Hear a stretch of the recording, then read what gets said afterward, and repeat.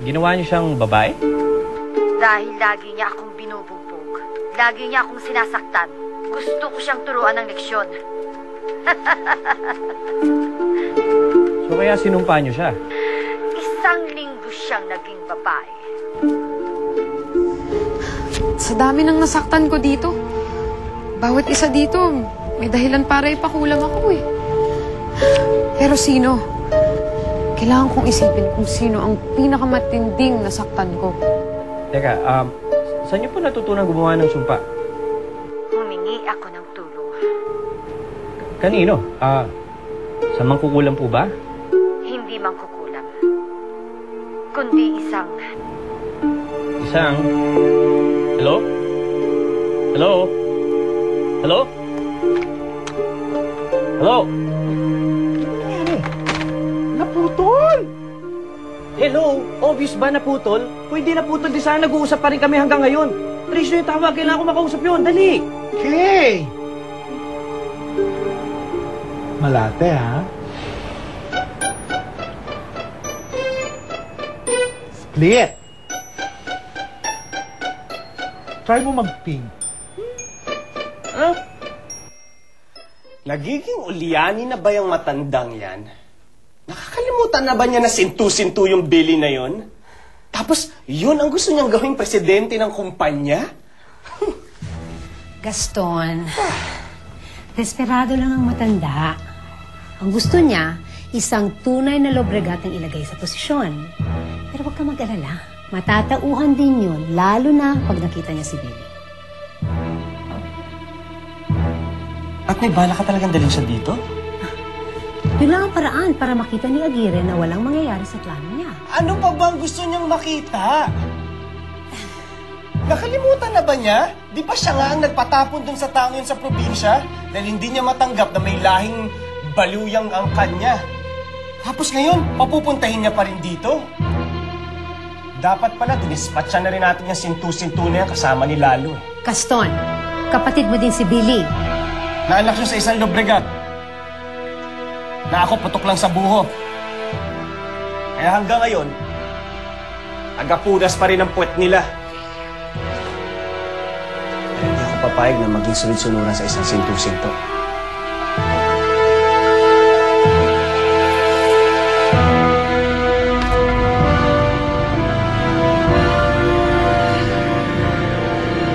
Si Ada.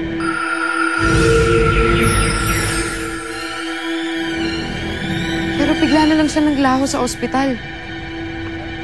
Maliban na lang kung buhay pa pala siya. Paano kung siyang may kagagawan nito?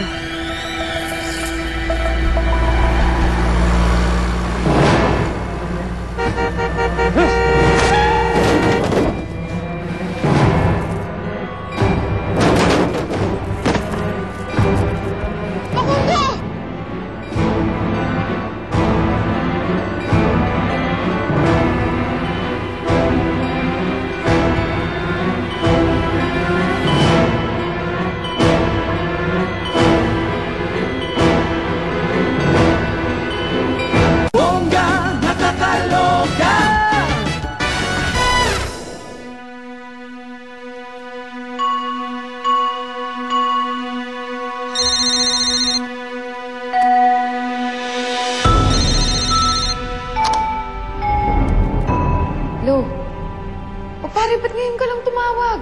Hindi ka maniniwala sa nangyari. Ikaw ang hindi maniniwala sa babalita ko sa'yo. May caller raw kanina. Ano ba sabi? Sinumpa daw niya yung asawa niya para maging babae. Ano? Sino yun? Kailangan ko siya makausap. Eh, yun na nga yung problema eh. Naputol yung usapan namin kanina, naputol yung linya, kaya pinapatrace ko para mapuntahan na natin. Ano ngayon? Hindi pwede. Ano ka ba eh? Kailan pa?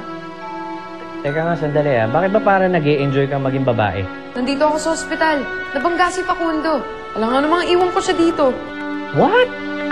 Ano nangyari? Habang kwento, pare. Puntahan mo naman ako dito. Hindi ko na alam kung anong gagawin ko eh. Ngayon na eh. Tatawagan kita ulit ha. Mag-start na yung show eh ha. Okay, sige Rera, bye-bye. Sorry. Okay. Ito ba yung mga sulat?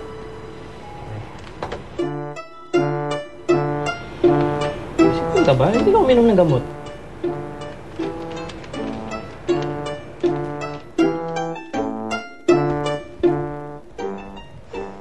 Oh, ikaw ba yung kasama nung nabangga?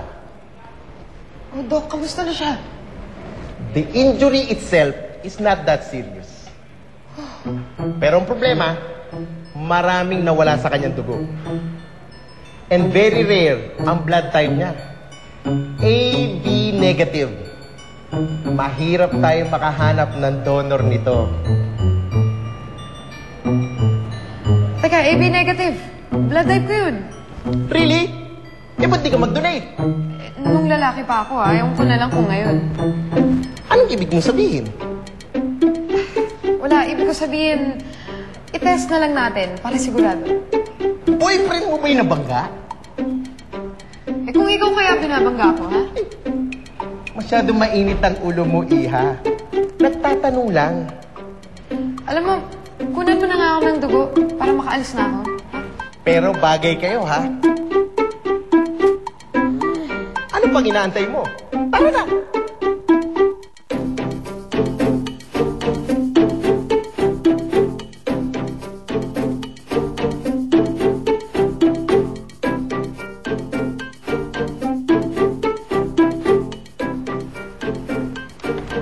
Nurse, tapos na? Opo. Huwag muna po kayong babangon, baka mahilo kayo. Nurse, dito pa ba nagtatrabaho si Nurse Annette? Hot yun eh.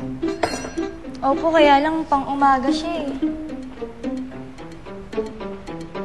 Sayang naman. Hot pa naman. Eh, baka naman pwede mo akong ipakilala sa mga kasamahan mo. Ikaw, miss. May boyfriend ka na ba? O, teka. Nurse! Nakakausap lang eh.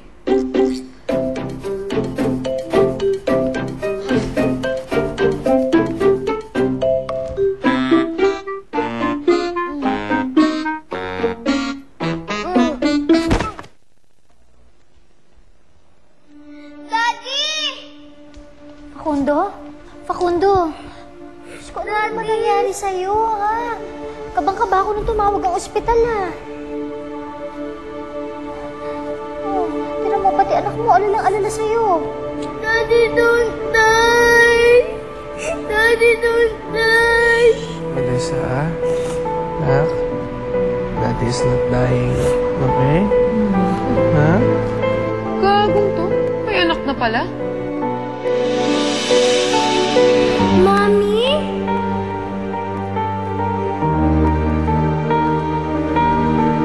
Melissa! Melissa, Ah, anak. Melissa? Melissa,